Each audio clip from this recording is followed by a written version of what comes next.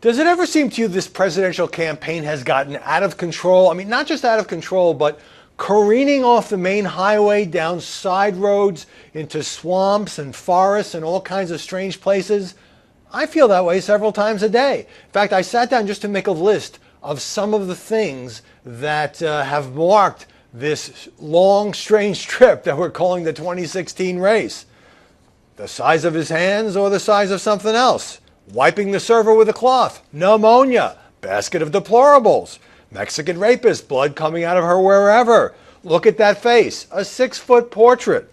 Russian hackers, the Scooby van, nude modeling photos, disgustingly dishonest media, birtherism, Lee Harvey Oswald, Howard Stern, the Pope, cocaine, Mexican-American rapists, Mexican-American judge, Kaiser Khan, Rosie O'Donnell, Monica Lewinsky, Miss Universe, and now, as of Friday, a sex tape. Yes, this is where we are in the 2016 race. Of course, the backstory here is that Hillary Clinton, in the first debate, brought up Miss Universe from 20 years ago, Alicia Machado, and said that Donald Trump had scolded her after she won the crown to lose some weight. And she'd become a citizen, she's going to vote, and, you know, Hillary was able to score some points with that. The next morning, on Fox and Friends, Trump brought it up himself, punched back, said, yeah, she needed to lose some weight, although I guess he disputes the notion that he called her Miss Piggy and Miss Housekeeping. Okay, so it seemed for 24 hours it's going to be one of these sideshows, and then we all kind of move on. Then came Friday, and a series of early morning tweets, some as early as 3 in the morning, which Trump attacked Alicia Machado and said she doesn't have a good reputation.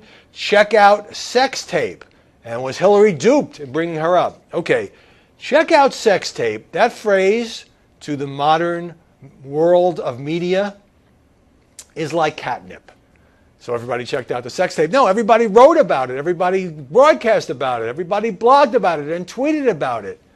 Now, in the interests of journalistic accuracy, I did check out the so-called sex tape reported by Radar Online. It's not a sex tape. It's from 10 years ago. Machado was in this Spanish TV reality show. She and an actor were going at it, being filmed under the covers. You couldn't see anything. So it didn't fit my definition of a sex tape. But the real question here is this.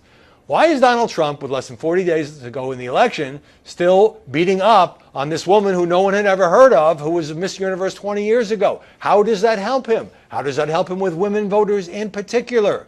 Now there's this whole national conversation about women and weight and fat shaming. The pattern here, we saw this with the Gold Star family at the Democratic Convention, and in other instances, is that when Trump is hit, he hits back, and then he hits back some more. He can't walk away from a fight. And in some ways, you know, that's a good aggressive quality for a politician to have. But if the fights aren't helping you, if you, the Republican presidential nominee, are continuing to stoke a media uproar here and to fan the flames by continuing to battle with a woman who's a beauty contest winner from 2 decades ago, how is that helping you win the presidency? And so we're back to the old debate about, you know, can Trump be disciplined? Why isn't he focusing in these final weeks on the economy and ISIS and healthcare and taxes and the things that Americans care about? It's not that Americans don't care about this. It's a great sideshow, but it's a sideshow.